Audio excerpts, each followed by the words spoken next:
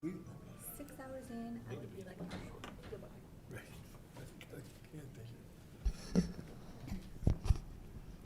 Okay, we'll go ahead and get started. I call to order the meeting of the Manassas Park Governing Body for Tuesday, February 6, 2024. First, we have approval of the amended agenda. We moved 9D, which is 2 commercial vehicles associated with a home occupation, out of consent agenda, and it is now 10B. Dean, could you please read the appropriate citation for closed session? It's paragraph 1 of subsection 2.2-3711A of the Code of Virginia. Okay, thank you. Are there any other changes to the agenda? Okay, hearing none, do we have a motion to approve? So moved. Second. All in favor? Aye. Opposed? Abstained? Motion carries. Please join us for a moment of silence, and Councilmember Javed, could you lead us in the pledge?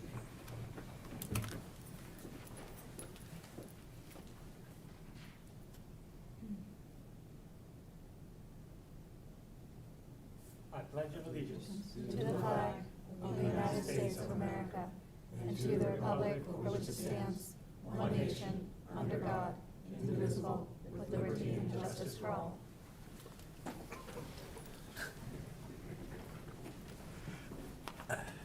Okay. Moving on to public comment time. I see we have 2 folks signed up. Our first speaker is Mr. Kendall Gardner. If you could speak directly into the microphone, state your name, address, and Ms. Connor will time you. You have 3 minutes. Hello, my name is Kendall Gardner. I live at 114 Martin Drive. The reason for me coming up here this evening is I had a little surprise over the weekend. Whenever I had my truck with a trailer in front of my house, and I got a ticket for no inspection on the trailer, which I'll follow up with the DMV on that.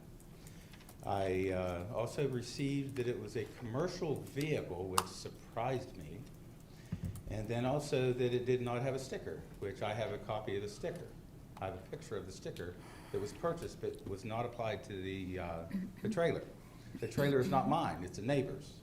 It's normally in the city of Manassas parked. It says, just so happened to be that I brought it the other night and got a surprise the next day. Besides that, I got a no sticker for my truck. I immediately came down here, put the check in your deposit out there to pay all the stickers for all my vehicles. I specifically noted 2024 because one thing, I did the 2023s, and I'm still showing that those are up on the invoice. And I would like the governing body to give me an idea why, because normally one would go down to the city and inquire. But seeing that I have a no trespass notice against me from the city, and I have for the last year, and that's the reason why I haven't been here, I would like to know, whenever we resolve these things, how do we go to the city to get them resolved, and then go to the police department to get that part resolved? That's all I have. Okay. Get what resolved specifically with your taxes? You're saying you owed money in 2023 and you believe you don't owe it? I paid specifically, noted on the paperwork that I submitted, that I was paying the, I guess you call it a parking sticker now?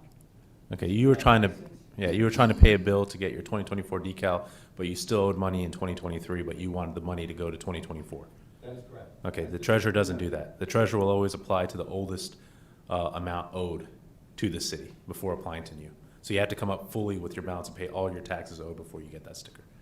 And then in terms of police, Then you guys go around and get $250 tickets because people don't have a sticker that has nothing to do with taxes or anything. okay, so everyone has to be up to date on their tax bills. I don't know what to tell you. You have to pay your taxes. You pay your taxes, you get your sticker, you get in compliance, you don't get a ticket. Sticker is a parking sticker, not a tax sticker. That's not accurate, but What- Yeah, I have nothing that's what further. I saw on you- okay. no, you're confused with the permitted sticker. If you don't have a driveway, you can get a sticker for your commercial vehicle, right? You come in here, apply to the city, you can get a sticker for your commercial vehicle so you can park that on the street. That's a parking sticker. The decal is not a parking sticker. Okay. Okay. Okay, thank you. Our next speaker is Mr. Mike Smith. Please speak directly into the microphone and state your name, address, and Ms. Connor will time you for 3 minutes. I just feel like that thing's a little low on the stand there. Mike Smith, 102 Colfax. I've got 2 separate comments tonight. Hopefully I won't go over on my time, but if it happens, it happens. My first comment is on the subject of backyard parking and the parking in general. And this has come up a few times, and I would like to ask once again, while the city is discussing this situation, please consider the irregular lot sizes of the homes on the west side of the city when making your decision. Some of these lots are long and skinny, and some are wide and shallow. Some lots have hills or utility poles or fire hydrants in the yard. And some lots have sidewalks out front, and some do not. Not everyone can put parking behind their homes. Not everyone can put parking out front of their homes. But shouldn't it be fair that all residents have the opportunity to improve their property with sufficient off-street parking to meet the needs of their family? So I'm asking again, and my suggestion for what seems to be the most reasonable solution is to pick a percentage. I know you've tossed some numbers around, 50%, 70%, but make that a percentage of the total lot size and eliminate all of the legacy and conflicting rules. So 70% of the entire lot, for example, should be easy for the city to figure out since we already know the lot sizes. My second comment is on the topic of renaming Manassas Drive. So I know not everyone here is on social media, so for the benefit of some who aren't, there have been several posts on the social media community forums about this topic with hundreds of responses. Nearly all of these responses opposed the name change on Manassas Drive. Some comments by residents include, and I'm quoting here, "This is the stupidest thing I've ever heard. Manassas Park has some of the dumbest leaders." And, quote, "This is a slap in the face to all the people that live on the other side of the drive that have been here for way longer than the city center side." Multiple people commented that renaming only a portion of the street would further the division between the old side and the new side. Other residents have commented that the city manager should be fired. There have been a few positive comments, including one that said, "You're doing good things. Don't muck it up with non-issues like this."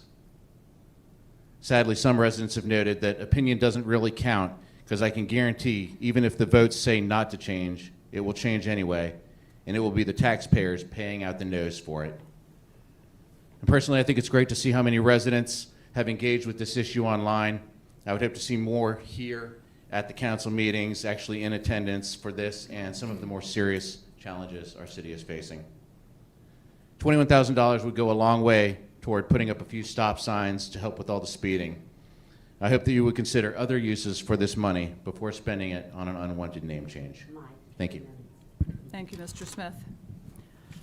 Okay, at this time, I wanted to provide some details for the public about an issue that's been on our radar for a while, and then I want to pass it over to Councilmember Hampton to share her experiences.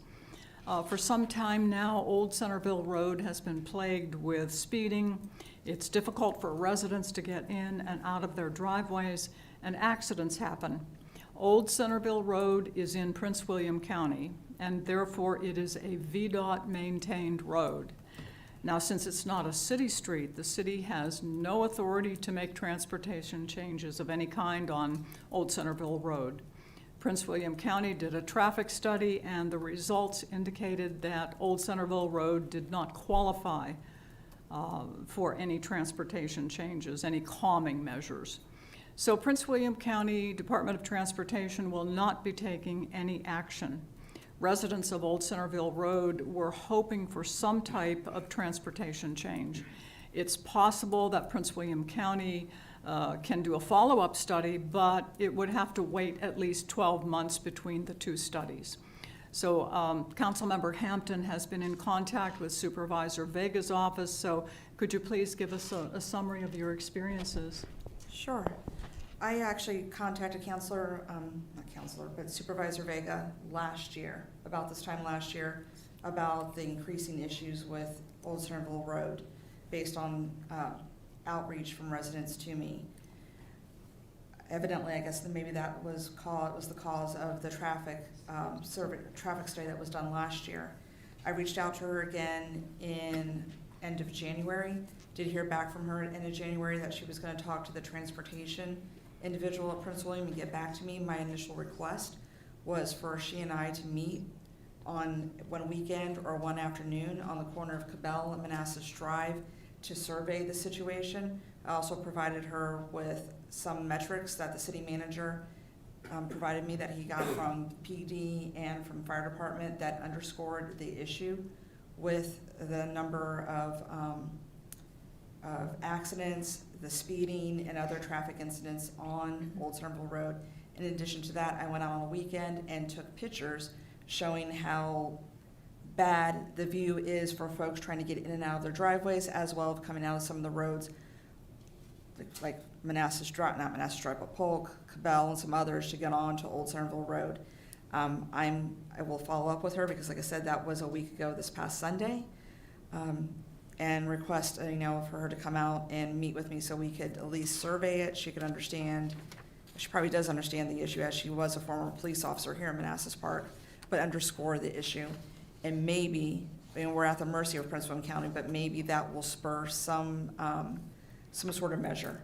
In addition to that, anybody that's driven down Old Centerville Road can attest to the number of folks, especially that part that's between Cabell and Polk, the number of folks that jaywalk. And I will tell you, if you're coming there at night or in the morning, it's very dangerous because many folks are wearing dark clothes, and it's just, we're just very fortunate that no one's been hit just yet. So more to come. Yeah. Okay, thank you very much. Is there anyone who was not signed up but who would still like to make public comment? Okay, seeing no one and hearing no one, we will move on to 5A, public hearing. Our public hearing is an amendment to the commercial vehicle ordinance to correct some verbiage in the ordinance. I declare the public hearing open.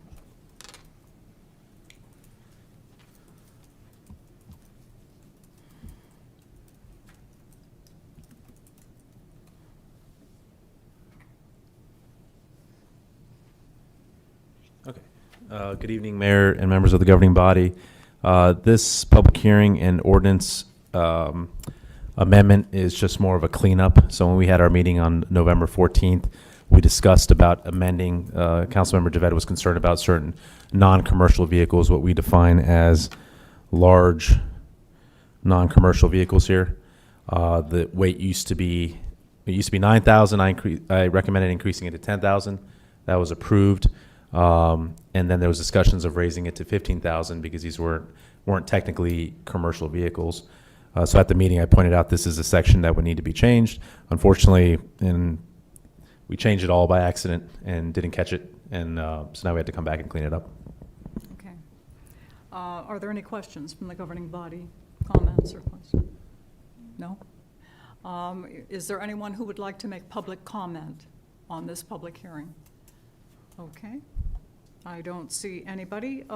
In that case, do we have a motion to close? So moved. Second. All in favor? Aye. Opposed, abstained, motion carries.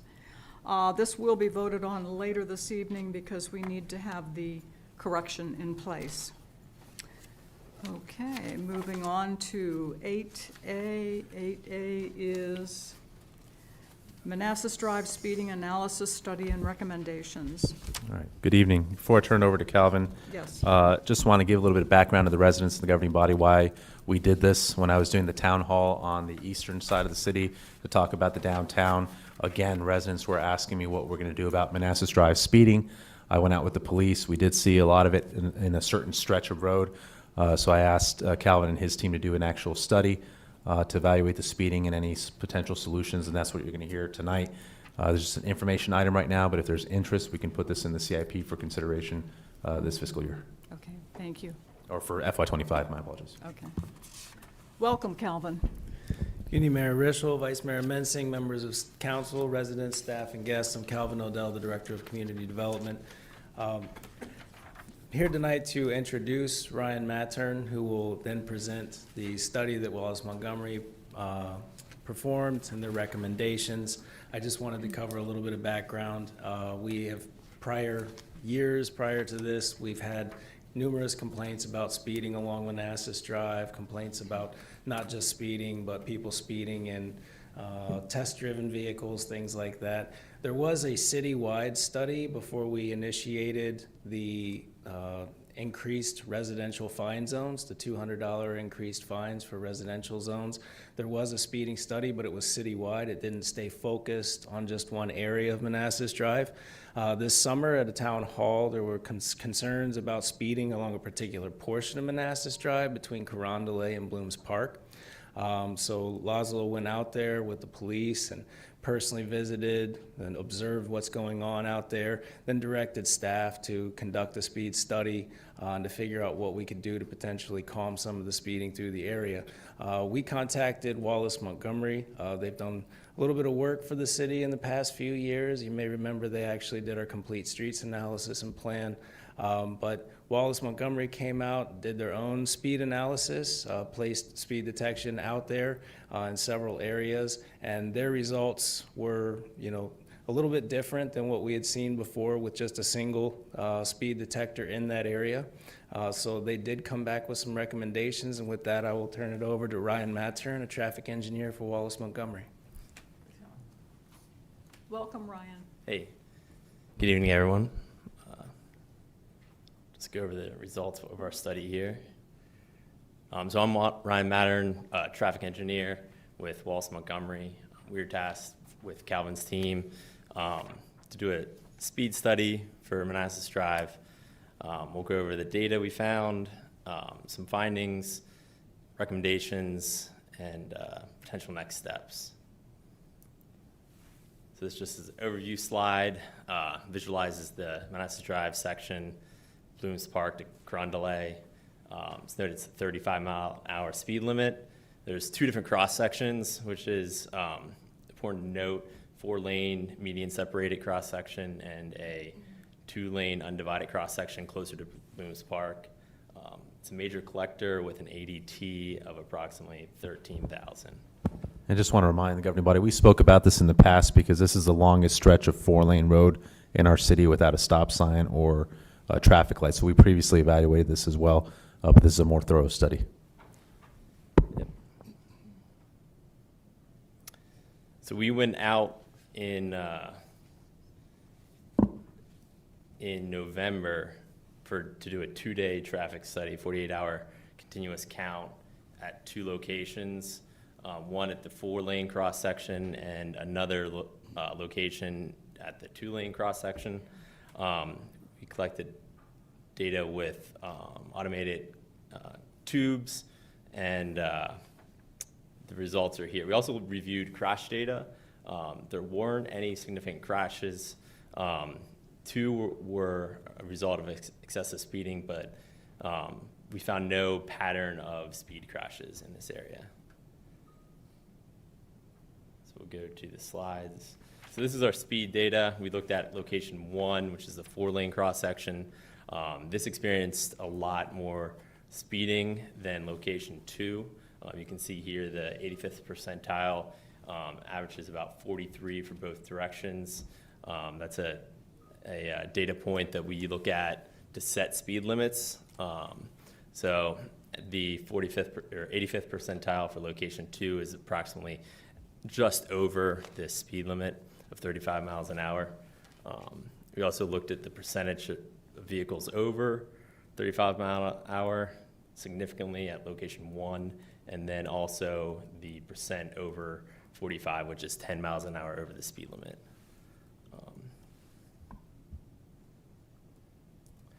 So there's no direct guidelines or criteria that laid out for speed humps. So there are more guidelines and just criteria to review. So we looked at different industry standards, ITE. VDOT has a traffic calming guide for neighborhood streets, and FHA also has a traffic calming measure. So you can see here it's generally met. It is on a bus and emergency route, which is recommended, not to place one, as well as they're usually placed on 35 or 30 miles an hour or less. But you can see here our 85th percentile speed is under the recommended 45. So in our view, it's generally met to place speed humps.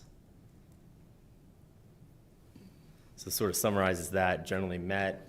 There's two different designs of speed humps we looked at, the traditional speed hump design as well as a speed cushion. What we're looking at here is a speed cushion. It's basically just separated the speed humps into three different segments. We also looked at potentially other traffic calming measures for around the same cost, such as the speed indicator signs, basically reading speeds and then displaying your speed as you drive by.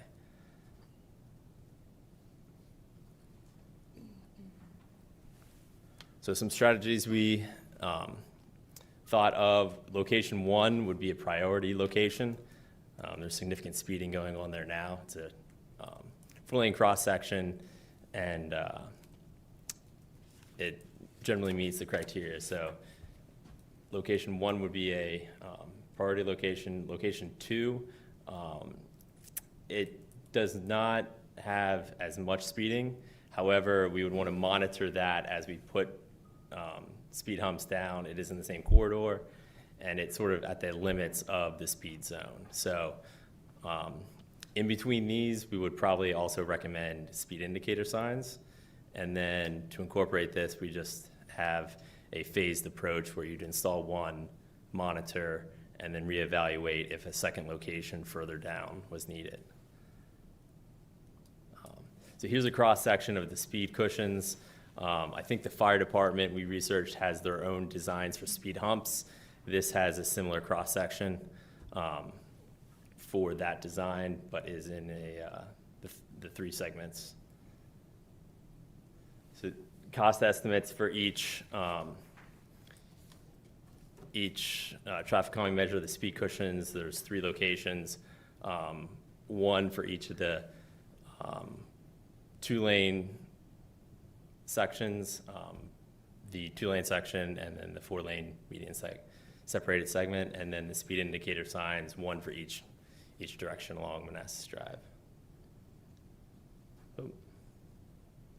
Yeah, and I guess that's pretty much it for Okay, us. thank you. Any questions? That was very good. This is certainly needed. I have a quick question. Okay. Do we have any data on passenger vehicles that cross into the opposite lane in order to straddle the cushions? And I asked that because it was mentioned in the paperwork that accompanied the item. Yeah, there's no, we don't have any specific data on that. That's just a note that sometimes that happens with the speed cushions compared to, obviously, you can't escape the speed humps. You can't what? I'm sorry. I mean, you can't maneuver around the speed humps when they're one continuous Okay. structure. I mean, I guess in the text, I think it mentions some of the benefits of why we would do cushions. Drainage is the main thing.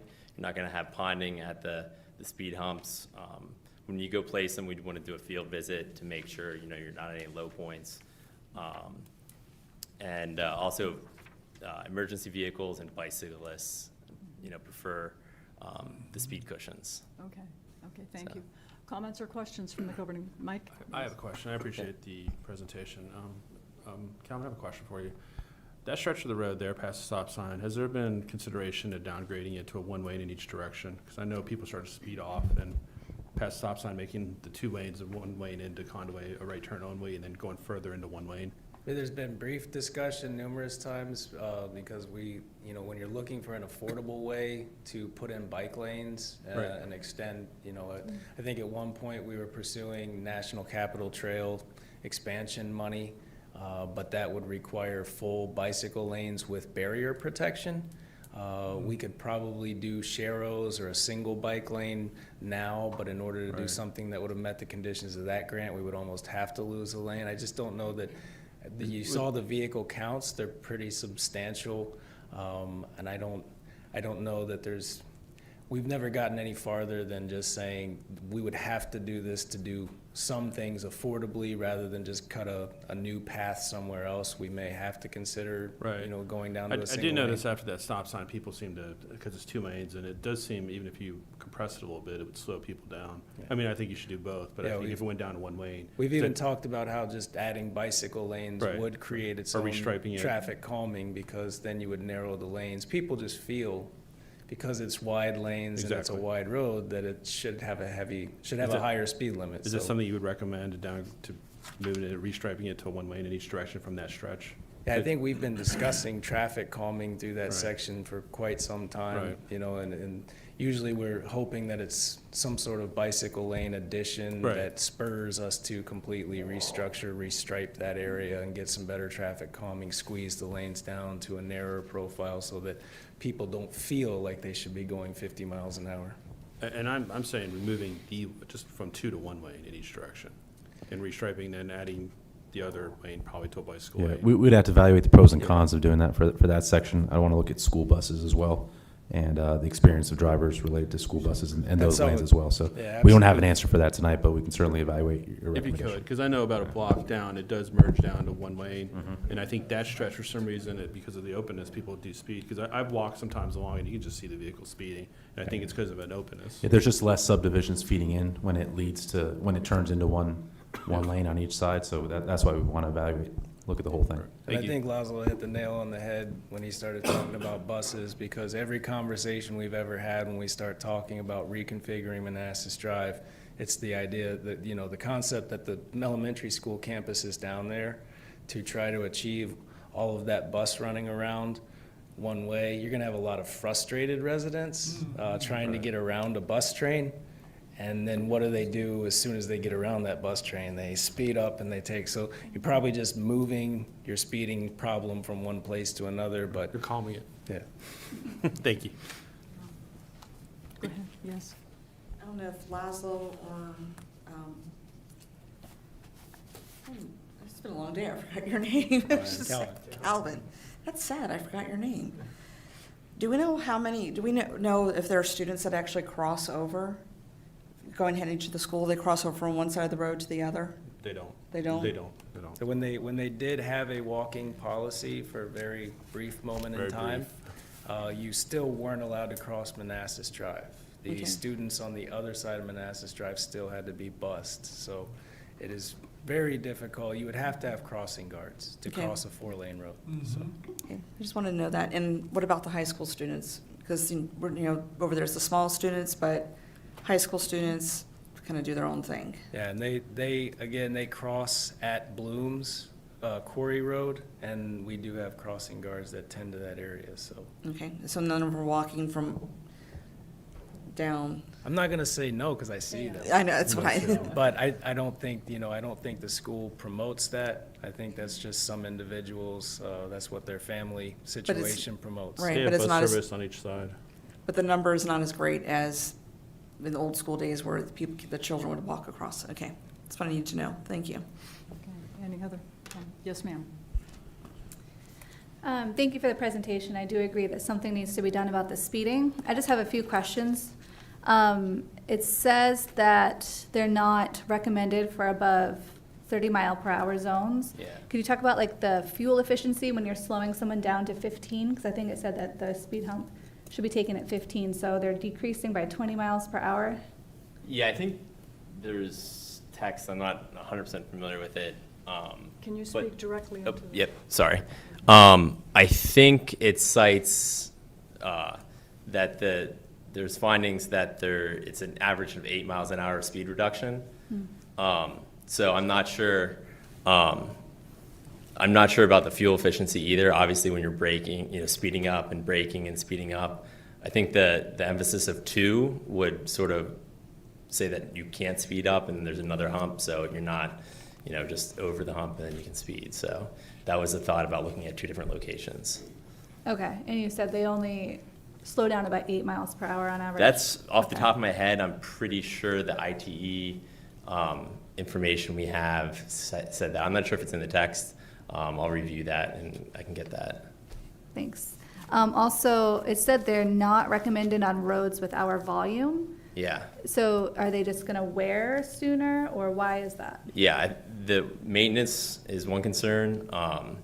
Obviously, the more vehicles that go over, the more maintenance they are.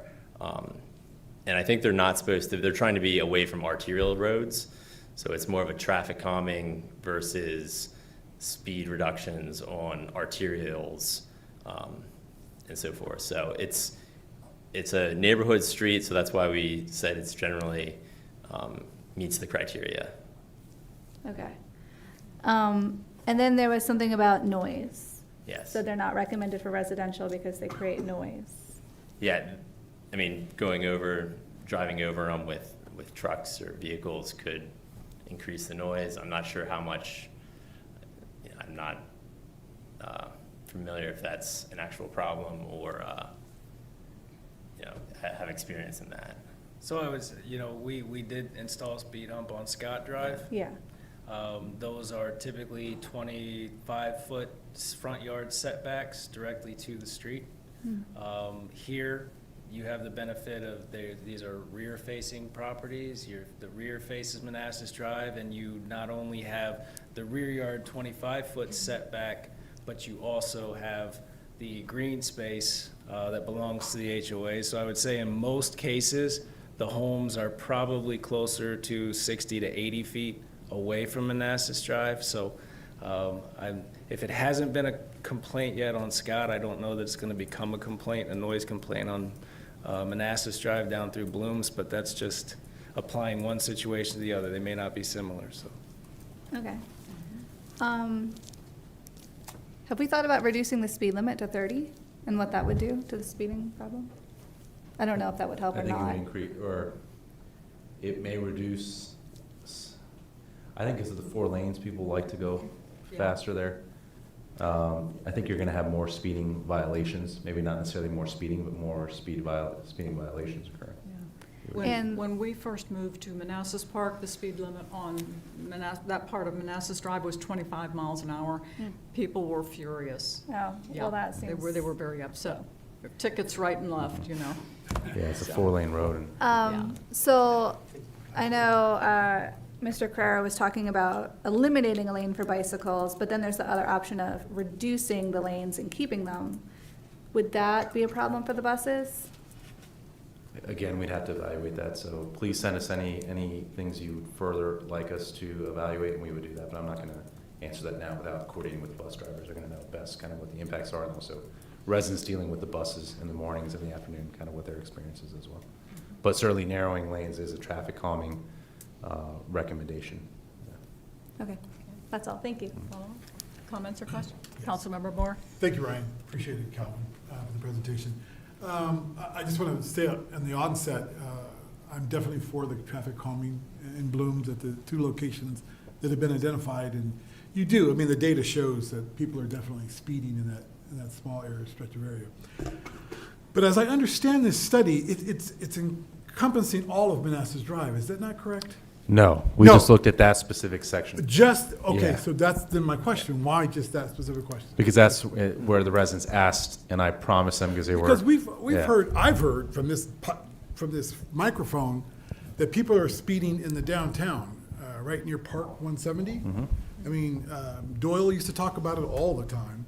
Just the speeding that goes on right here, and people trying to get over to our festivals and things of that nature, from the train track all the way to Euclid. We already becomes a evaluated that. racetrack. We already evaluated that. That was part of And so the, are we going to put traffic calming cushions? well, there? we already have some cushions, but it's part of the Complete Streets project. So we're actually putting in a grant right now for traffic enhancements along Manassas Drive per the Complete Streets. So we already evaluated the downtown area for Manassas Drive and what measures can be taken. And so in our historic side, well, I'm glad we're doing that, and hopefully we'll do something about it, because I get calls from people from Park 170 saying they can't get across to our events because the cars are speeding along the way. But also, I would ask, there's the historic side of the city. I also get emails about traffic being very fast there. So are we addressing that as well with this study, or is there going to be another study? It wasn't in the addressed with this future? study, no. This study was specifically narrowly focused for the request of the town hall that I attended, where the Okay. residents wanted us to look at this specific issue. And it's been brought up, this one has been brought up more than any other since Sure. my time here. And it's also, again, the longest stretch of four-lane road in our city. So it makes sense to me why people are complaining about that section. But I'm not opposed if you guys want me to study, or we're supposed to be doing a comprehensive Manassas Drive study. We've been doing it piecemeal because we've been getting grant funds for different things. Yeah. We have the HSIP project, over $1 million we're gonna do to improve safety measures all along Manassas Drive, but mainly, again, on the western side. It ends in Carondelet, I believe, for HSIP. So we're already investing a lot in our road on Manassas Drive for safety improvements, but we're not done. We're gonna keep looking at Manassas Drive as well. We're looking at lighting right now as well, and so we're doing other things along Manassas Drive, all along the stretch of Manassas Drive. Well, that's good. Yeah. I mean, I just hope that we do look at the entire Manassas Drive, and that's good to hear that we're going to do studies in the historic part of our town, because I have heard that there have a lot of speeding, and I've had people stand before this microphone and talk about the speeding that takes place in the historic side. I don't want the perception to be that it's happening in Blooms yet again. I live there. I want it to happen. Yeah. I put it out there, but I don't want that perception that that's where all the work is always going in Blooms. It's not accurate. We're spending over $1 million. I'm just saying it's a on- perception. I know, but I would correct that perception. Let Okay, them know we're spending okay. $1 million on Manassas Drive, mainly on the west side. So we're doing a lot more investments on the west when it comes to Manassas Drive, the street lighting, all that stuff. Thanks to Councilmember Amaya, we've been heavily focused on the western half. It's just, I was going to say, Councilmember White did a great job with that light survey she did, and so we were able to proceed with that. Thank you very much. so far, we really haven't spent a penny yet on this section of Manassas Drive that's been raised here. But again, this is where you can speed the most out of any part of Manassas Drive, is this area here. And when I went out with police, this is where I also saw, no doubt, there was a lot of speeding occurring in this area as well. And I would just add to that, because we talked about a few things here today. We talked about narrowing lanes. You already have narrower lanes on the west side of the city. We talked about the fact that this is the longest stretch of four-lane road with no stop signs or traffic signals. You have stop signs along Manassas Drive on the west side of town. There's plenty of reasons for people to stop. There's also more entrances, side streets entering in, so there's more opportunity for cars to come in and slow the traffic down. But with the HSIP work and with the Polk Drive intersection that we're currently working on, we're putting in a lot of bulb outs and things like that to further constrain the roadway. We're not looking at speed humps or speed bumps, because there's already stop signs and things to sort of slow the flow of traffic down, and you already have the lower speed limit. But we are looking at all sorts of other traffic measures that will be implemented. Yeah. So traffic calming is not being ignored on that side, just a different approach. And we did add the speed humps on Scott, which is on the west. I'm glad you brought up the Polk intersection. I think that's part of the 5 times issue. worth the cost of this project here. It's Okay. much more expensive than this. Yeah, they're very expensive to Yeah. do that on traffic light. A comprehensive plan on Manassas Park. Right now, we're getting in drabs and dribbles here on this dais.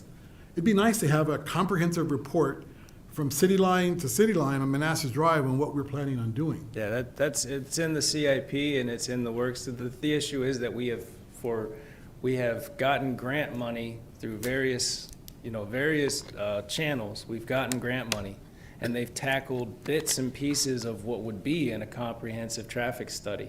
So rather than just go ahead and spend money to have repeat data and repeat opinions coming in at one time, the concept we're working with here is when these studies are completed, then we'll look at everything that we did not look at, the entire corridor and any missing data, put all of that together into a comprehensive Manassas Drive traffic study. But right now, there's so much data coming in and other reports, other studies, that we would just be, I don't want to say wasting money. Do I think you're ever wasting money to get a second opinion? No, but we would be duplicating data collection, we'd be duplicating design ideas, things like that. Yeah, I guess I'm not talking about duplication. I'm talking about a report that the citizens can go to our webpage and say, this is the plan for Manassas Drive from city line to city line. You mean a compilation of everything? Yes, of we've done everything so in far? our webpage, in our website, where they can go and read and understand what we're doing in Blooms and what we're doing on the west side and what we're doing in the center of the city.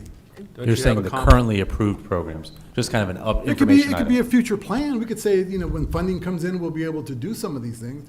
But a comprehensive plan that people can read about, understand. Yeah, and that's what Calvin's saying, that's what we're working towards, but if you want to do that now, we'll do that now. We were trying to save taxpayer money because we were getting grants for pieces, and then we were gonna consolidate everything and do one comprehensive plan at that time, but we can just go ahead and do it Hold on. now I think- and knock it all out. I think I understand your line. Please. It could be something as simple as a checklist or a table that says, you know, we've done these roads in these fiscal years, these are the remaining, and like you said, these could be future date. I think Yeah, my please. interpretation, and based on, and also living on the west side, So not a study. no, we're talking about for lack of a better word, metrics. Okay. We can do certainly the things in the past and things that are approved. What I can't do is things that will, you know, that we don't know about that haven't been approved yet, because we don't know what that is until the study's done. But that's what I was talking about, is I can put everything that's been approved so far. I can certainly, we can lay that out and say, here's what we're working on in terms of Manassas Drive. So we I'm not can't- gonna be able to predict resurfacing and other stuff, because we look at that annually based off the budget we have and. But we you could know, also the- put a list of streets that are remaining. You don't have to give a date. We know that at some point in the future, and that future might be 6 months, it might be 6 years, it might be. You're talking about for resurfacing. Is that, I think what you're looking. So we're at- talking about Mine was different things more here, so traffic that's calming. why. Mine was just traffic. Right. Yeah, that's what I'm saying, so Traffic we're that talking could be about the different same, things here. and I think that's what Councilmember Moore is looking, and that's kind of what I'm envisioning. It's just a table, so folks can know. But you said something different, you're talking about resurfacing. If I did, I That's what you misspoke. mentioned as an example, so she's. Right. saying was Okay, the but example. what specifically are you looking for then? Because I'm still not clear exactly what you're looking for. Here, how think about I draw it for you? Because I'm better No, at but what's in the visual. table? Because what you described in the table is exactly what I said, which was the resurfacing one. What I think I would like to see Hold is on. what, Can I finish, please? Okay, so we have a table, just on a webpage, that says, these are I'm familiar with traffic. what a table looks like. Pardon? I'm familiar with what a table looks I- like. I'm I asking know. for what the content in the table I, is. give me a second. Okay, I'm working through it, okay? okay, So just please, just bear with me. sure. Traffic calming that's been done, and you can list things here. Traffic calming that's in the works, listed here, and a to be determined, How do we know what's to be determined? whatever's remaining. What does that mean exactly? Define that. Would that be parts of Manassas Drive on the west side that haven't For been touched? projects that are approved? Or they're approved, then we could put that in there, and maybe that's in the, or maybe instead of to be determined, it's pending approval. I'm just But we don't giving even some have the sort of recommendations recommendation, yet. and I'm leaving it to you to take the Yeah, we don't have the recommendation. recommendations yet. I think the first two comments is. may I say something? Hold on, What- let me finish, please. A recommendation of how the data or the information could be shared. That's that's where I'm getting at. I'm not saying I'm not telling you what streets can be in there, but I think what we're getting at is residents are coming to us. We don't always have the full picture. This could be a win-win, not only to tell the residents, but also they can have it at their fingertips, and also for us to look at as well. Remember, we don't live and breathe this like you guys do. We've got, I'm still- yeah. anything to help educate or inform the public would be beneficial. Correct, so it'd be, again, everything that we've done and everything that's approved that we're going to do, because I can't predict what we haven't even Well, evaluated. we or get that. recommended yet. We get it. We get that no one has a crystal ball. And I think, Yessie, I think you just said that's a good place to start. What I would mimic is what the other jurisdictions do. They have a comp plan. Prince William County has one, and just model that. And in your A comprehensive plan? Yeah, a comprehensive plan with land use, everything. I think that's a component of it. That's what I would like to see. But you know what I'm talking about. I think You're talking about, like, we have a comp plan. I know We the need to comp plan, update just the- update that comp plan. I Oh, know- yeah, we're actually looking I to know do that. you're That's in the gonna be the process, CIP probably this year. part of that. I think that's where the Okay. confusion is. That's what I would like to see, because every jurisdiction has a comp plan. I don't know, there's no state law that requires certain timeframes. Some do 10, Yeah, 20 every years. 5 some do- years, you're supposed to review the comprehensive Yours- plan. you're It supposed to doesn't mean you review have it to between- rewrite it every 5 years, but you're supposed to look at it. Yes, We've yes. done modifications. That's what I think. A That's what I little think. bit in pieces every year, but in the Yes. CIP this year, we're gonna be putting in and do a full rewrite of the comprehensive plan.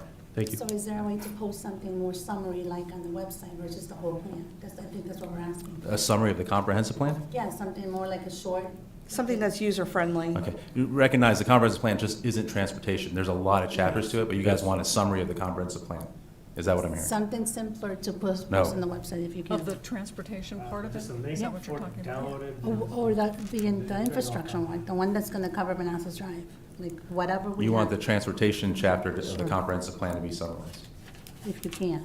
Okay, I'll look at the chapter and I'll see how I but always not the found entire that comprehensive. I always found that the comp plan at the indexing is summarized, so I always found that when I read them from other jurisdictions. I don't know if you have to go. Yeah, we have summarized action plans in our comp Yeah. plans. I would say we've looked at more recently for updating.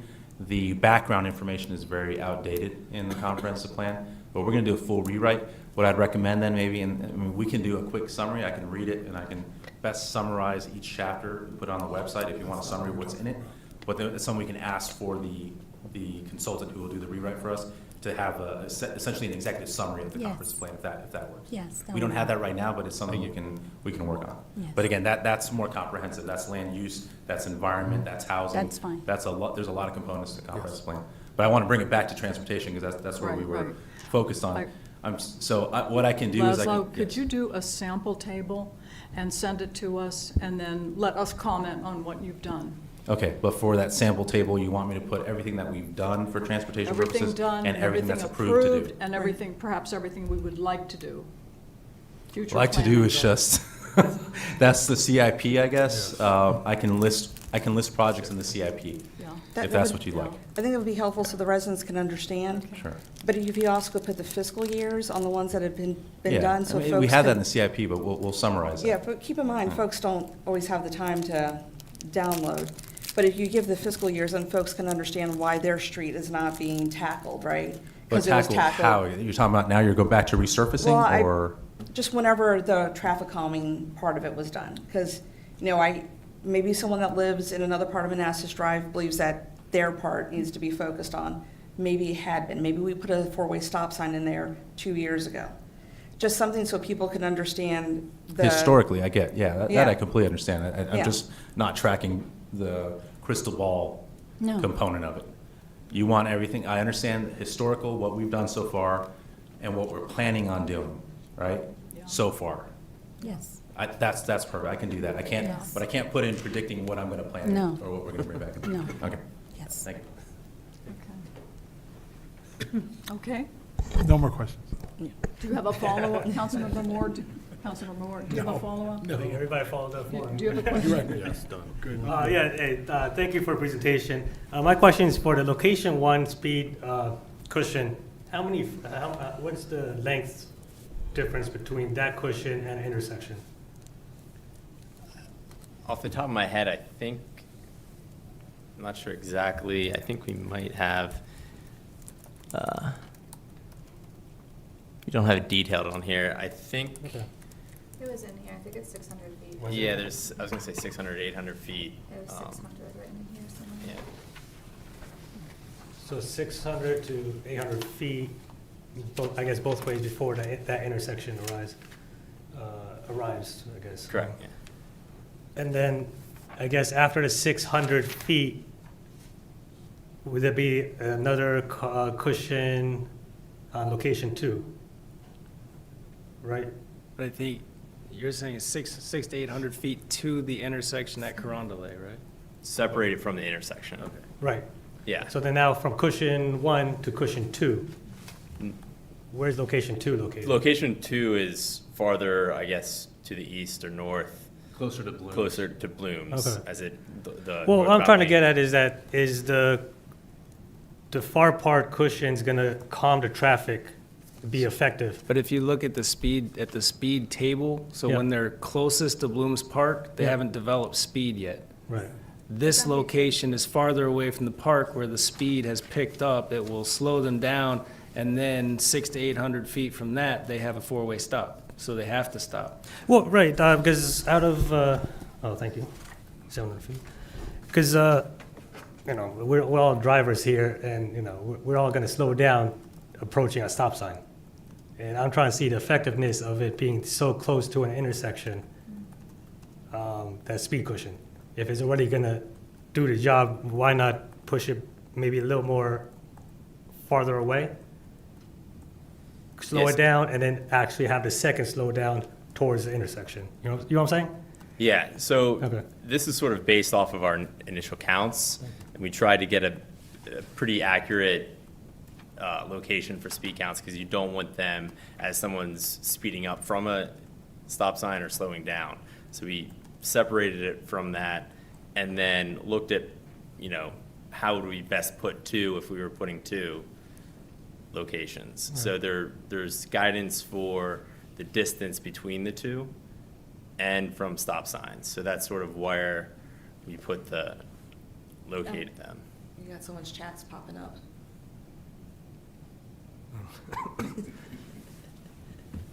Okay, and then, my other question is, I know I brought this up in the past before, there's, those ripples on the roads, I don't know what they're called. Like rumble strips? Yeah, right, do they, like, you know, before the intersection, I think I've seen some communities have them, and 2-3 strips before the intersection. Do they have the same effect as slowing down cars, you think? So I'll go ahead and say if the concern was noise, the rumble strips are going to get you instant complaints. And Yeah, especially that's if we're also considering putting in a speed hump with divider, you know, that people can drive around, and you Right. put rumble strips in the center line, yeah, people are gonna want it all taken out because it's gonna be loud. You're gonna hear it all night long, so. Okay. That's all the questions I have at this time. Okay. I have Madam Mayor, Yes, I have a ma'am. go back question. Do we know of all the people that, that got the tickets the day you were out with them? How many were Manassas Park residents? Like a rough, was it 50%, 75%? They were all Manassas Drive residents from the ones that yeah. That's pretty far out there. There's not a lot of reasons for non-residents, except that they're coming out for Blooms Park. Right, Yeah. that was kind of my guess. Yeah, okay. Thank you. Any other comments or questions? I have one last question. Is it possible that if number 1 is installed, that it could be so effective that number 2 would not be needed? Yeah. That's possible? Yeah. Okay. Yeah, I Okay. mean, like the phase strategy, I think you would, I'm sorry? the phase strategy of having 2 locations, you know, doing one first. Okay. The concern is that speeding might shift, but Okay. it could remain the same. Okay. So. Yeah, we're recommending we just do the one and then come back afterwards and evaluate the numbers on the other. Right, I before saw it's- that, yeah, I saw that. Thank you. Okay, thank you very much. I have one more question. Oh, you have, This is yes, for go our city ahead, manager. go ahead. So you're saying that if we want to go forward with the one, we should suggest to you that this be added to our CIP or to the budget, or how do we Yeah. transfer that? Do you need a consensus from us tonight? Sure, or- I was gonna put it in the draft CIP, and then, you know, we're just gonna wait for any additional guidance, any Okay. thought, give you guys time to digest. And if you don't wanna do this, then just tell me, we'll pull it out of the CIP. If you'd wanna evaluate this and, you know, discuss it during the budget time, we can keep it in this draft CIP until you guys are ready to approve. So this will come back to us? Yeah, it's gonna be Okay. part of the CIP with a list of all the Okay. projects. Fantastic. Okay, thank you. Any other Just Councilmember to, Javed, go ahead. city manager, since, you know, this will be affecting the school buses, maybe a little feedback from this transportation from their side? Yeah, I wanna say, didn't we coordinate, Calvin, with the schools, with these speed humps? Yeah, I think, because we regularly coordinate with the transportation folks at the schools. And I think Steve did have this conversation with them. I think from the school bus standpoint, just speed humps, I think they would almost rather just have people slow down than worry about what it's gonna mean to cross the speed hump. Because if I was driving a school bus, that would be my concern, is that I'm gonna stop somewhere, let some kids out, and some speeder is gonna do something terrible. So, and I'm sure that speeders don't make their job easier, because we like to all fly around the bus train and get ahead of it as quickly as possible. And And you've received input from our first responders, is that correct? I would Yeah, have- so we're using the actual model Okay, that we use on Scott, because that was directly provided by the fire marshal to us about the types of speed cushions that wouldn't negatively impact their vehicles. okay, thank you. Any other questions, or, yes, ma'am? Do you have any idea when we're gonna get the study for the west side regarding the speed and the accidents on Manassas Drive, right after Denver Drive? The speed and the accidents. So I've been asking about a study regarding how many accidents have, because my street, right in front of my street, there's at least 10 accidents every 2 or 3 months. So I've been asking for a study regarding how many accidents we get, how many speeding tickets we get. Do we have any idea when we're getting that? So that accident data was part of the HSIP study. So it's already been published. Yeah, all of that accident data was ingested for the HSIP study and analysis, and now Okay. we're in the process of actually designing and implementing the recommendations from the HSIP study. But that HSIP study, if you look at it in detail, shows all of the accident data Okay. along that corridor. Okay. Do you guys want a refresh briefing on HSIP? It's the $1 million project on That would be helpful. Manassas Drive. That Okay. would be very helpful. Thank you. the. Okay. Mhm. Okay. Any other comments or questions? Okay. Thank you so much. Thank you, Ryan. Thank you.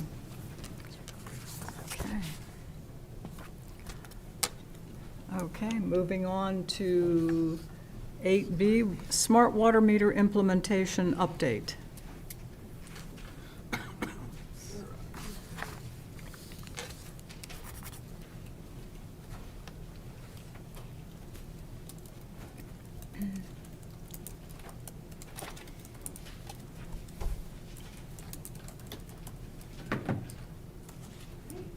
Good evening, Mayor, Vice Mayor, members of the governing body.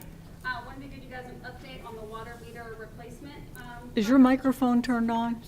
It was off. Okay. It's on now. I'll start again. Okay, thank you. Good evening, Mayor, Vice Mayor, members of the governing body. Wanted to give you guys an update on the water meter project that the city approved on July 19th, 2022. Our current system is set up as an automated meter reading, or SMR system, meaning we still have to have somebody drive the route. And the route, while they're driving the route, most of our meters, the data is transferred onto their computer in their vehicle. What we're hoping to, or what we're in the process of upgrading to, is an automated meter infrastructure. This means that the readings will automatically come into a system, so we don't have to drive the route anymore. It will also, in the future, have a portal that our residents are able to log into at any given point and kind of see what their daily, or at least weekly, meter readings are.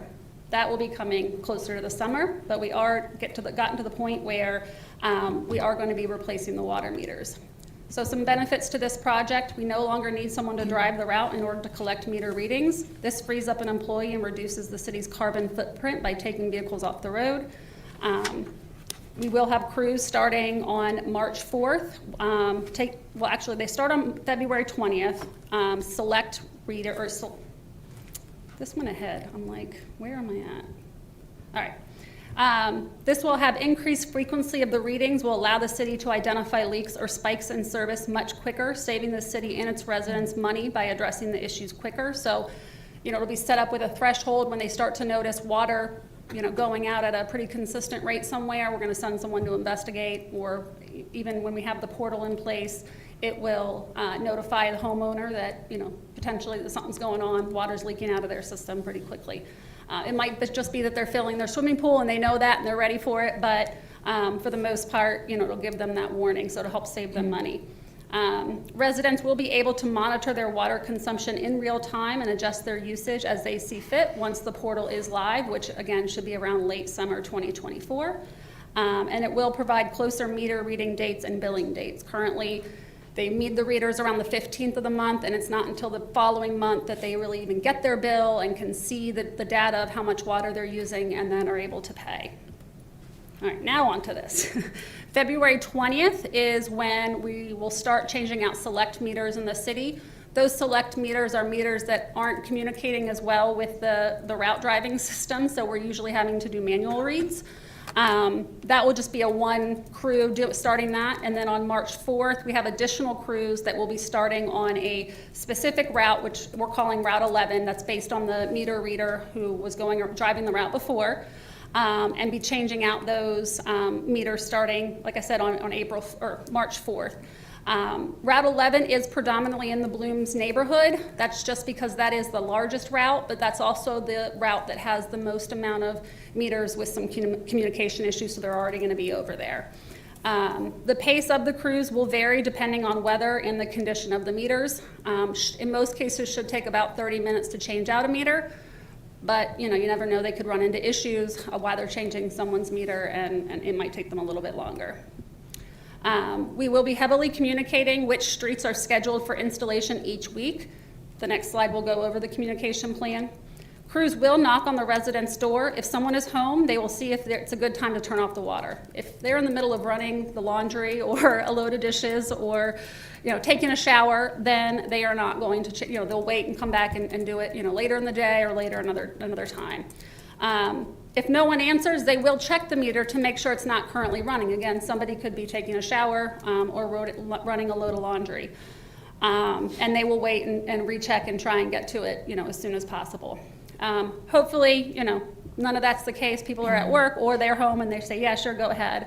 And they will just change the water meter out. Again, it'll take about 30 minutes. There will be a brief period of time where water does have to be shut off to the residents. Really should only be a few minutes, but again, they could run into issues in the water meter change out that, it could be closer to 30 minutes without water. The door hanger will be left after they've replaced the meter in the event that, whether they're there or not, but as, if a resident is at work and they come home, there will be a door hanger left on their residence, letting them know what next steps they need to take. Because whenever you turn off water to something, you need to start bleeding the air out after the water is restored. We will also have our information on there, and a QR code that will direct them back to the city's website that we're creating, or webpage that we're creating, that will have specific information about the project. So our communications plan, we'll have a city webpage. We've already started creating it. It's just in draft form right now. We wanted you guys to get this information first. We'll have the webpage created it'll be a one-stop location for all the information for the project. We'll regularly put out what routes they're going to be on next with a map showing them, which houses are in that map. Now, we're going to shy away from giving ETAs on particular days. We'll give a broad, this route is up, because we don't want someone to change their plans and then, we're running behind or we're running ahead, and it kind of, keeps us from continuing on. We will have a list of streets that are up next for installation, and then we'll have a list of frequently asked questions and the benefits to the system and what they can expect from it. We'll have regular posts on social media to begin probably tomorrow about the upcoming project and what to expect. And again, as we get closer to the 20th and to the 4th of March, lists of the streets that are up next for installation. We will be using Everbridge, which is one of our emergency communication systems. We're able to geofence particular areas, even go down to a specific address that's linked to a certain household and send out a text message or an email or even a phone call to them, so long as they've registered. So that's something we'll be pushing out on our social media, is information on reminding them on how to register for Everbridge so that they're on that emergency communication system. Because outside of this, project, it would be beneficial in the future for all of, any emergency or issue we have in the city, being able to communicate with them. So we'll give them instructions again on how to sign up for that. We'll be using the variable message boards to just, that has to be brief. There is a character limit on those, so it'll be a brief notification about the project, when it'll be starting, and directing them back to the city's webpage. There will be a note going out on the next water bills, just again, very brief. There is a character limit on that as well, but directing them to the city's webpage. And then we do plan to send out flyers via the schools in English and in Spanish, and most of these things will be in English and in Spanish as well. The variable message boards will not, but and the water bills will not, but as many things as we can do in both, we will. And get those distributed to the schools as just an extra way to hopefully get people aware of what's going on. When it comes to customer service for this project, we're asking any residents to either email this email address up here, watermeterproject@manassasparkva.gov, or call our customer service line. This phone number right here comes to City Hall, and it goes directly to our customer service team. It's a little, kind of an added benefit to not having to call the main City Hall line, where then you go through a directory and you can get kind of confused as to who do I need to contact about this. This will go directly to a person, not unless we're not here. But for the most part, we'll go directly to a person, and they'll be able to take down their information and then coordinate with someone to get back to them. Customer service may not know all the answers to their questions, but we'll be able to help get it taken care of. Again, the customer portal will be available to residents later this summer. They need to make sure that a good majority of the meters are in place before they set up the portal and start collecting the data and making sure that the data works. Once we get to that phase in the project, again, we will be massively communicating that to the public on how, with videos on how to access the portal, how to, see what, so they understand what they can see on the portal. Might kind of be intimidating to some people who aren't as tech savvy, but it could be really beneficial to those that are and that are comfortable and can look at the data and figure out, when they're using too much water and setting up the alerts that they might set up themselves for when too much water is going out, so that they can identify when there might be a leak. And again, we'll be sending out that information once we've gotten to that point which should be midsummer, we're hoping. All of this, we're hoping to get done. All the meter installations should be hopefully be done by the end of June. But again, it really depends on the condition of the meters that they're replacing and the weather. There's only so much they can do in certain weather. But that is, that's the plan. Oh. And that's all I've got. Okay, thank you very much. Quick question, when the folks come and knock on the door to see if the folks are home and they want to switch out the meter, will they have Manassas Park identifiable clothing on? So we will, some of our frequently asked questions and in a lot of the material that we're going to be putting out, we will have the logo of the contractor that is going to be doing most of the installation. Okay. But at first, when we have the first crews going out, we will have at least one City of Manassas Park employee with them. Okay. The challenge is going to be once March 4th comes around, they're going to have several teams tackling the project at one time, and we might not have a Manassas Park employee with every crew. Okay. But we are going to put out pictures of what the logo looks like, what the trucks will look like, the logo on the trucks, so that they, can rest assured that the person that's coming there saying we're going to change out your meter is supposed to be there. It's my understanding that with most of the homes or all of the homes, they won't have to access the inside of the home. So that'll probably be something we should probably push out too, just for their own safety, that they shouldn't be asking to come into your home. Okay. It should be able to be done outside and Right. in the easement. Well, I asked because many people do not answer their door unless they know exactly who's at their door. Absolutely. Yeah, okay. Yeah, we will have pictures of it's Second Sight is the name of the subcontractor, and I just got their logo today, so I'll be putting that on some of the marketing material that we're gonna be sending out. And I even have some images of what, potentially their crew and their trucks will look like. Now, it's not, definitive pictures of each individual on the crew, but kind of an idea of what these people should be driving around and what they will be carrying with them and those things. Okay, thank you, thank you. Yes, ma'am. If you want, we are more than happy to have a sign, if you provide us with one, and we'll have it displayed at our upcoming events with Keep the Park Beautiful and the Community Maintenance Working Group. Okay. I can see what I can get together so that Okay. you can put out some information on that. Okay, thank you. Okay. Questions? Thank you for the presentation. Questions? Just- Yes, sir. Sir, excellent presentation. Thank Thank you you. for the comprehensive nature. Will this be commercial meters as well as residential? Yes. Commercial. But a lot of those will probably be handled, not privately, but they will work one-on-one with those customers to change out any of those meters, just because of the impact it may have, especially like the schools. Those meters need to get replaced, but we're not just going to surprise cut off the water for 30 minutes to the school in the middle of the school day. But the bulk of our water meters are going to be residential, and so a lot of those we can do, during the weekday. Thank you. Okay. Question? Okay. All right, Any last minute questions? Okay, thank you very much. Thank you. It was very informative. Okay, moving on to consent agenda. Consent agenda consists of approval of the minutes of January 16th, 2024, recommendation to the Prince William Circuit Court for the appointment of Rachel Kirkland to the Board of Zoning Appeals for a term ending March 31st, 2026, and that the governing body approve and authorize the city manager to negotiate and sign an agreement with A&M Financial LLC for Human Resources Department Treasurer's Office and Commissioner of the Revenue Accounting Support Services at an annual cost not to exceed $59,000 as presented and subject to final city attorney review. Do we have a motion? Moved. Second. All in favor? Aye. Opposed, abstained, motion carries. Thank you. Okay, moving on to unfinished business. 10A is a discussion of backyard parking. The governing body has had ongoing discussions of backyard parking, and our most recent discussion was the last meeting in January. I requested that we continue our discussion this evening so as not to let this issue be forgotten or have it fall off of our radar. I think it's important.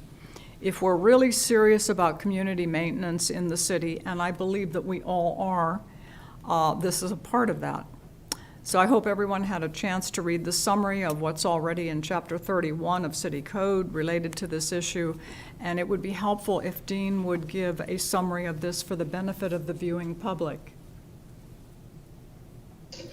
Yeah, at the last meeting, we talked about some of the regulations that are in the code right now. And we mentioned that in the R1 and R2 districts, which are primary residential districts on the west side of the city, there is no restriction on the percentage of impervious area that you can have on an individual lot.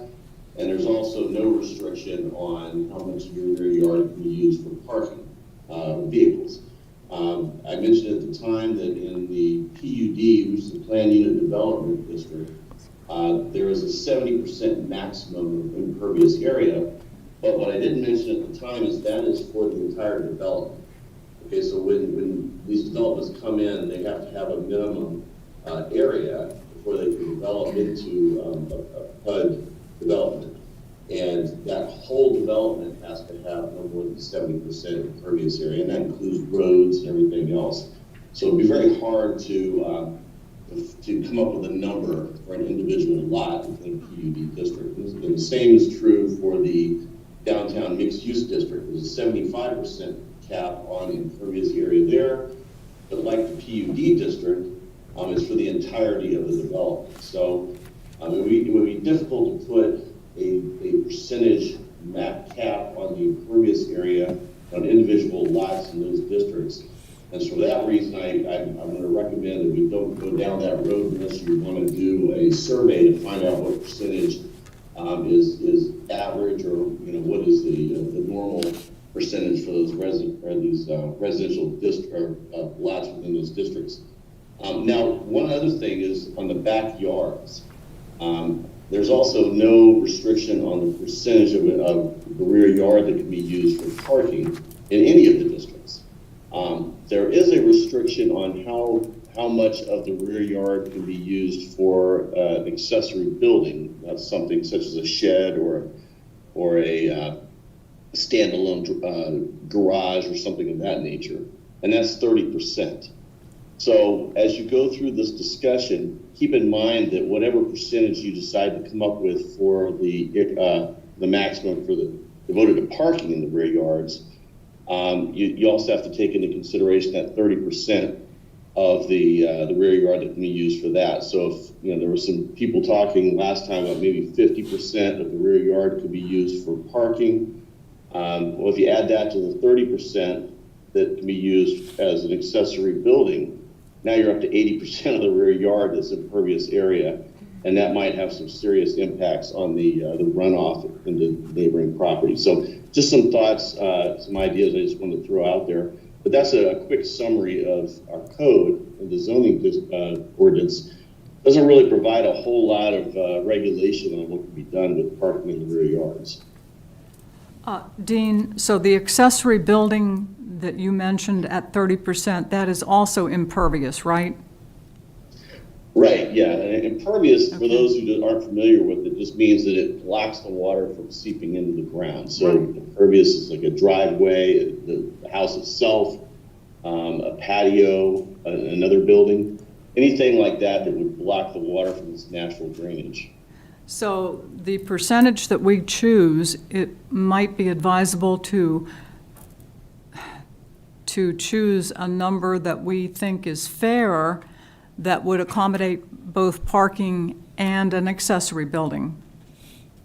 Right. So if you were going to say 50% of the rear yard would be for impervious use. That would be total. So that means if they maximize the area of an accessory building at 30%, then only 20% could then be used for other uses, such as off-street parking or a patio. So you got to limit it somehow. So Right. keep that in mind when you come up with a number. Right, okay, thank you. Who would like to start out with comments?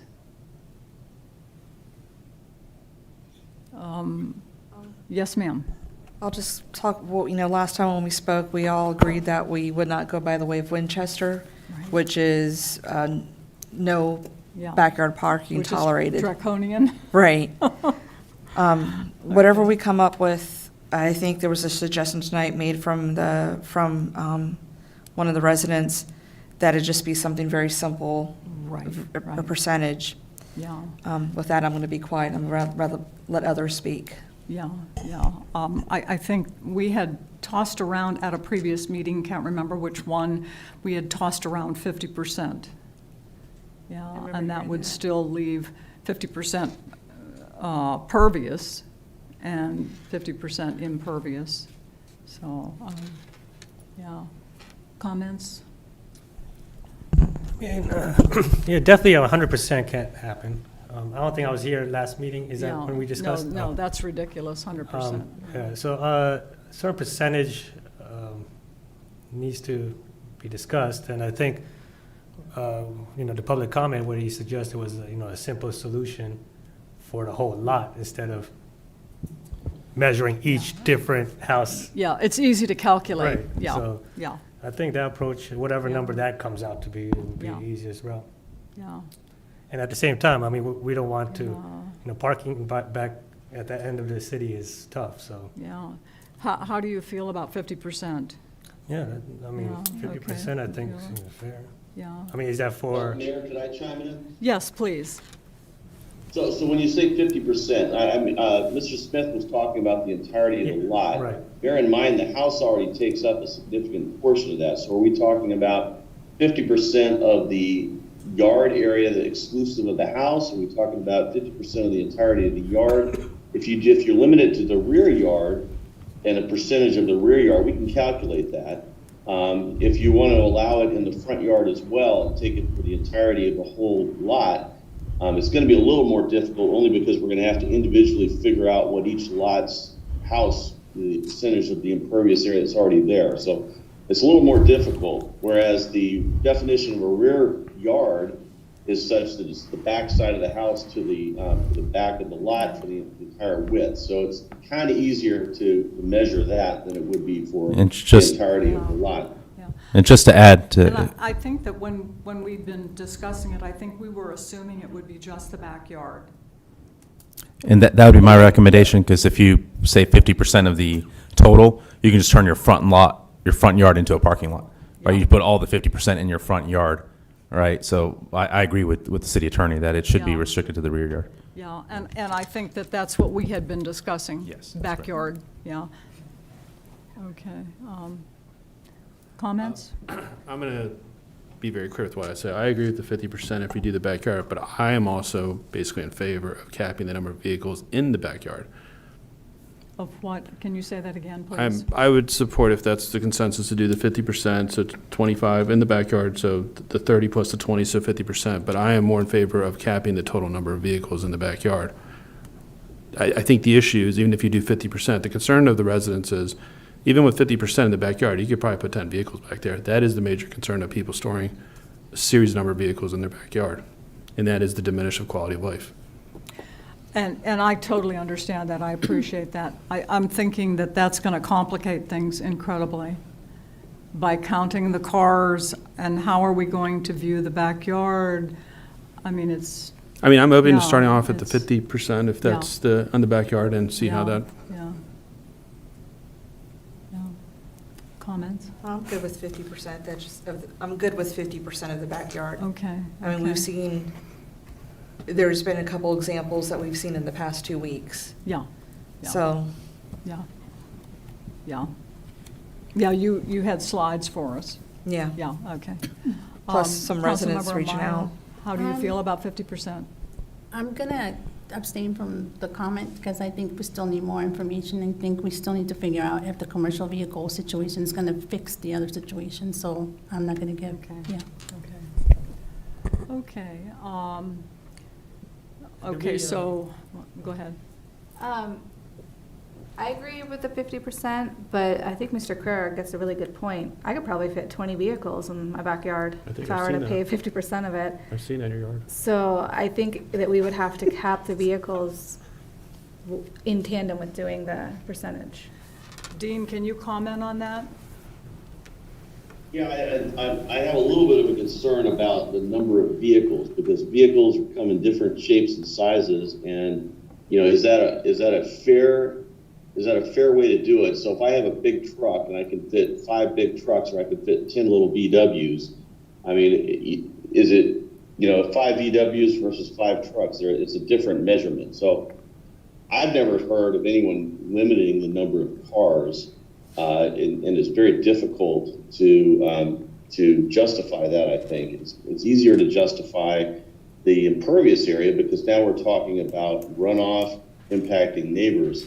When you start saying you can only have a certain number of vehicles back there, then you're starting to impact whether or not they have a right to go out and buy a vehicle, you know, and park it at their homestead. I'd have to look into it to see if anyone else has done that, but I have a little bit of a concern about that. Mr. Crowhurst, with all due respect, in my HOA where I live, I can't get a semi parked in front. It's a vehicle, but I can't park a semi in front of my home. I just can't do that. So that is a restriction on a vehicle. It's a vehicle. Right, but that's a contractual restriction based upon an HOA declaration. Everybody that buys in there agrees that the declaration, the terms of that contract are going to bind them. Correct, but I agree that I think that can be regulated. City manager, what is the best, or what is your recommendation? What's the easiest to enforce? Sorry. So I do think that recommendation, I think Dean should have to study that a little bit more, because we don't even know if Virginia allows us to do that. But from an enforcement standpoint, it'd probably be easier to enforce how many cars you have in the backyard, right? You just count it. And if it's more than that, then you issue a notice of violation, assuming we can actually gain access to see it, right? Versus doing the measurement of the, you know, the pervious versus impervious. Is actually easier to enforce that. I just don't know if it's legal. I agree with the city attorney. I'm not sure it's actually legal to do that, but it'd be easier to enforce. So if I could just comment, for contract law, you can pretty much do whatever you guys want to contract, as long as it's not illegal. When you start imposing, use the police powers to impose on people and their property rights, then you start impacting the U.S. Constitution in particular. So what is the rational reason for doing this? I mean, I think it would survive scrutiny for that, but what is the reason we would do for limiting the number of cars? I mean, what's the rational basis for doing that? I mean, I understand limiting the impervious area.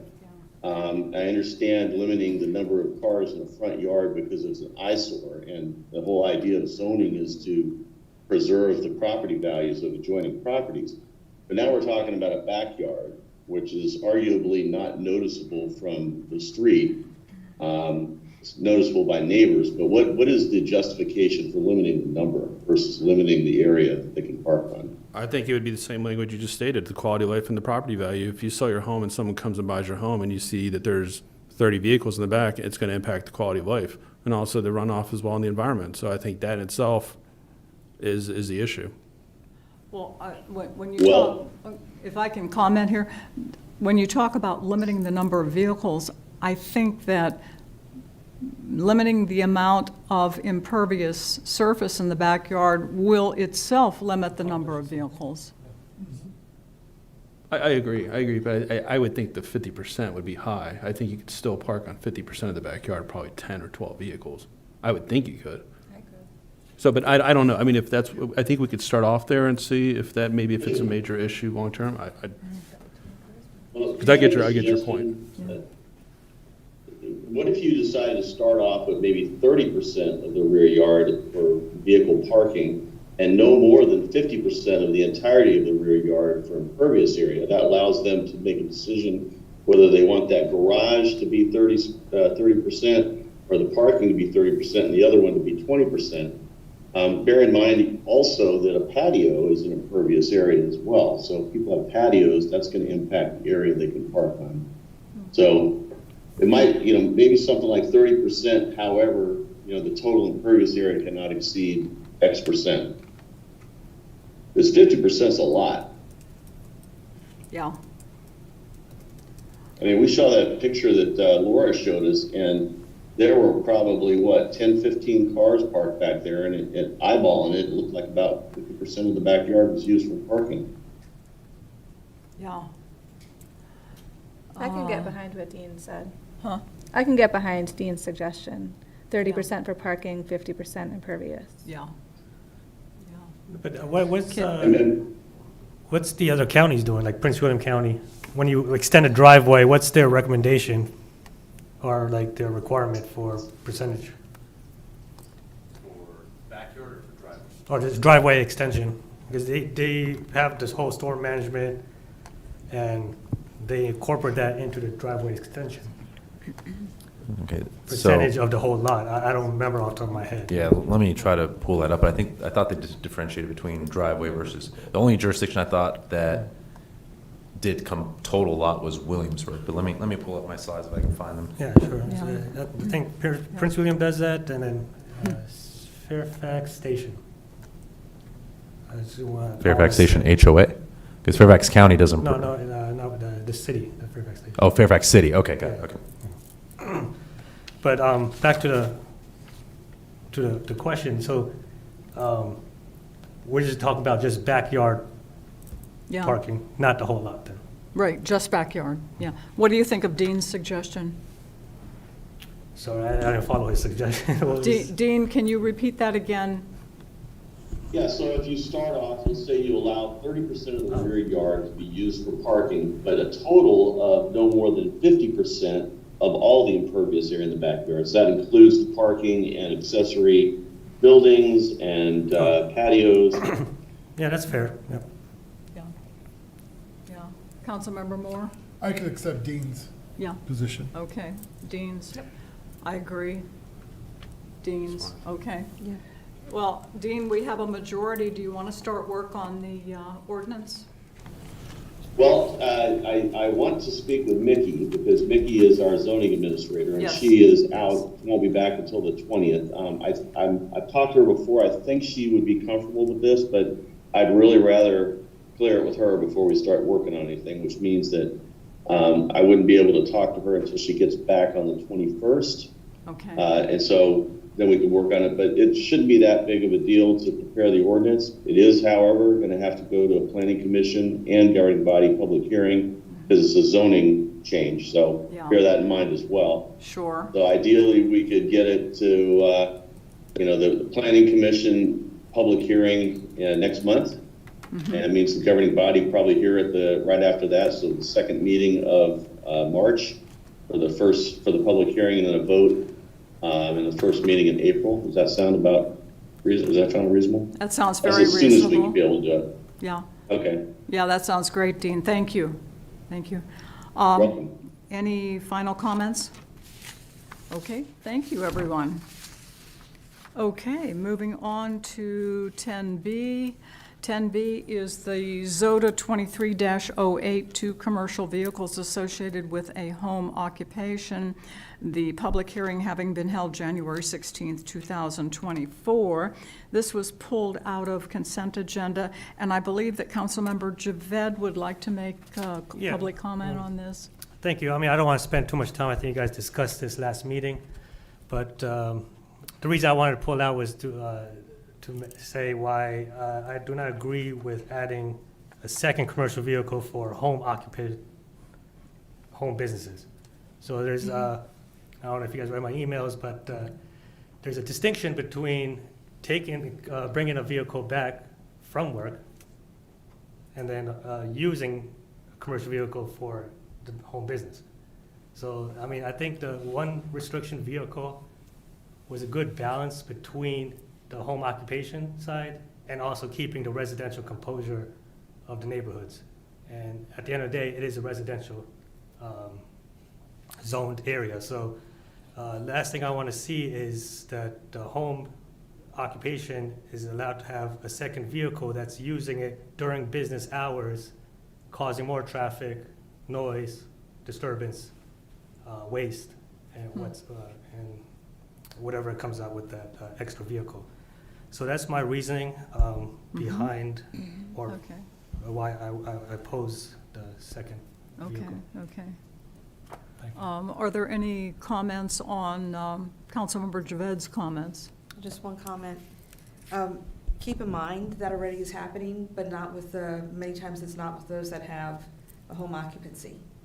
A lot of our issues that have been coming with the noise and the trucks entering and leaving are with those that are not paying taxes here in Manassas Park.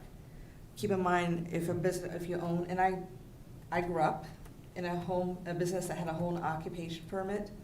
I can tell you, at least in my house, my father left in the morning when everybody else left, and he came home when everybody else came home.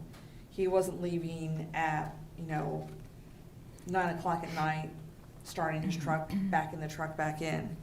And right now, to be honest,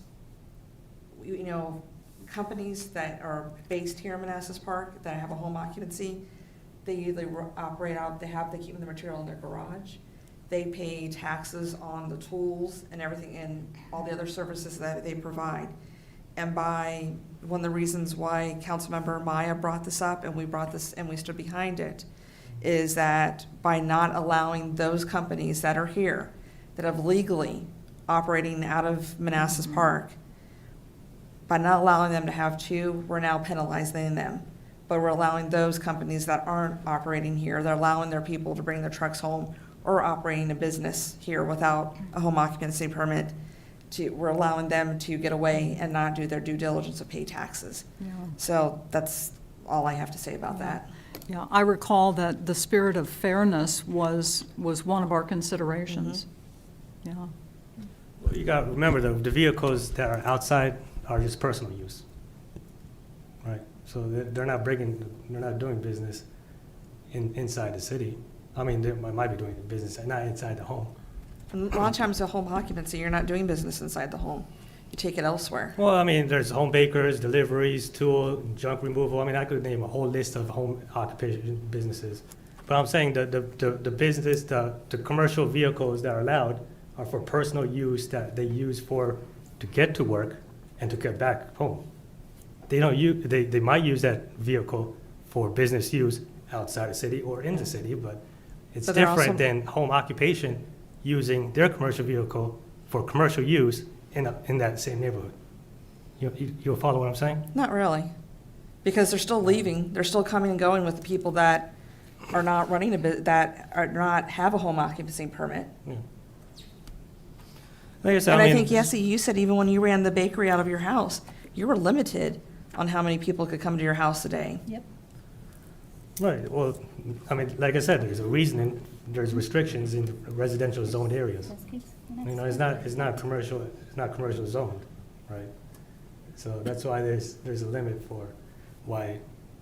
Right, and we have two, just like if you, And they can't have two at this new law? no, not if you have, no, the home occupant, people that have a home occupancy permit, the new law that we passed, the no commercial parking, excludes them. We've had this conversation, we started this conversation back in the summertime. And that's why it was brought up, because they're excluded. Those companies that are here, that have gone and got the permit from zoning, that pay the taxes for their two commercial vehicles, they pay the taxes for whatever they're selling, they pay the taxes on the tools that they use to do their work. Like, for example, my father had to pay taxes on the hammers that he had. He had to pay taxes on the saws that he had. Right now, without us passing this, those companies that are here operating legally and paying taxes can only have one commercial vehicle. But a person that lives across the street that works for another company, he can have two commercial vehicles. And that's not fair. Yeah. I mean, I don't think it's fair. We're penalizing, Yeah. without passing this, we are penalizing those companies that have legally continue to legally operate here in Manassas Well, Park. well, Dean, if you're hearing this, why can't they have their second vehicle if it's a personal use parked on there? Well, they can. The I just don't understand. commercial Yeah. parking restriction is for commercial vehicles. And so there are two separate things. One of them is a home occupation as a vehicle that's associated with that home occupation. Right. Automatically classified as a commercial vehicle because it's associated with the business. Right. The other one has to do with parking based upon easily identifiable numbers, or a criteria. If it looks like a certain way, then it's a commercial vehicle. If it's excessive weight, it's considered a commercial vehicle. We're kind of doing apples and oranges here, but the point before was that, and I think we ought to focus more on this, is exactly what Laura was talking about. We have people paying taxes in the city who can only park one vehicle, and they're not allowed to have the two vehicles, but somebody who exports all their work can. They can bring two vehicles back. And I think that's what we need to focus on, because the discussion about the commercial vehicle parking issue, it's ancillary to it. It's not really the main focus. And I think there's some confusion between the two of them. Well, let me, I guess, simplify the question here. A house that has a home business license allowed one, how many commercial vehicles can he park on the driveway legally? If they have a home Right occupation now, permit? one. No, with the new law. No. Well, so there's two. So you can have two commercial vehicles. Okay, parked in stop your right there, driveway. All right, now we have two vehicles on Permitted that lot, vehicles, right? permitted So, vehicles, I should say. how many? Permitted vehicle. I mean, I want to make sure we use the right definition. So a permitted vehicle can be a commercial vehicle under a certain weight.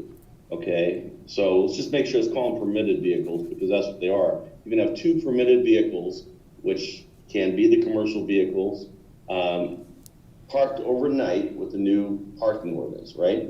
Right. But for a business license, you can only have one vehicle associated with that business, and that is automatically considered a commercial vehicle because it's associated with a business.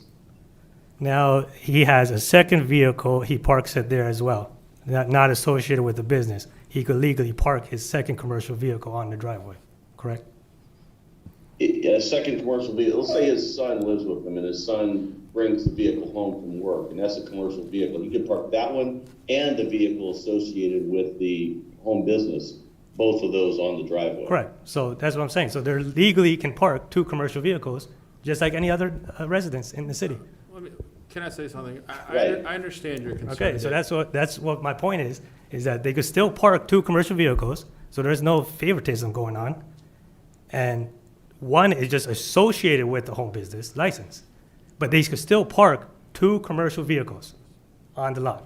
Well, keep in mind, back in the summertime, when we were going to enforce the no commercial vehicles, that one enforcement, there was a letter at the same time sent to all the businesses that have a home license where they were informed they could only have one, if I'm not mistaken.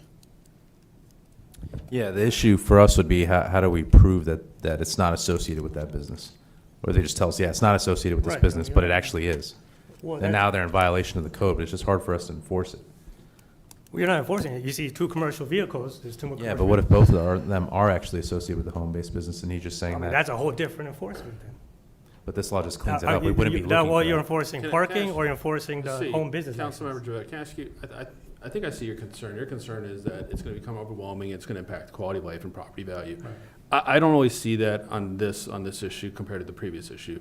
Now, I would agree with you, if it did become a problem, it should be revisited, but I think this is going to be, a couple dozen. I don't see it spiraling down the street, a row of, No, I mean, that's fine. I'm just saying that they can still legally park two commercial vehicles. like, yes. And that's it. I mean, there is no across the street, oh, he's allowed two and I'm only allowed one. No, he could park his second commercial vehicle, whatever it may be, Right. on his own Yes. house driveway, Yes. period. That's it. That's what you don't That's want. my point. Yes. That's it. Thank you. Any other comments? Okay, well, let's move on to the vote. that the governing body approve zoning ordinance text amendment ZOTA number 23-08 and adopt an ordinance to allow for 2 commercial vehicles associated with a home occupation to be parked at the premises as presented. So moved. Second. All in favor? Aye. Opposed? Opposed. Abstain? Okay. 1 opposed from Councilmember Jabed. Okay, thank you. Okay, 11A, Prince William Health District Annual Funding and Service.